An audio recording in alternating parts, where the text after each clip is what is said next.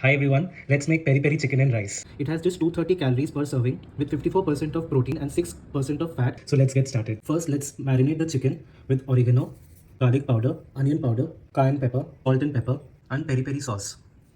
Finally, some lemon juice on top. Mix well until the chicken is evenly coated with the seasoning. Melt some light butter, add the chicken. Same pan, add some chopped onions, chopped bell peppers, minced garlic. Cook it until it's lightly golden brown. First is smoked paprika, turmeric, chili powder, bit of salt. Start to cook the spices, tomato sauce, wash and drain basmati rice. Toast the rice for about a minute. Add 250 ml of water.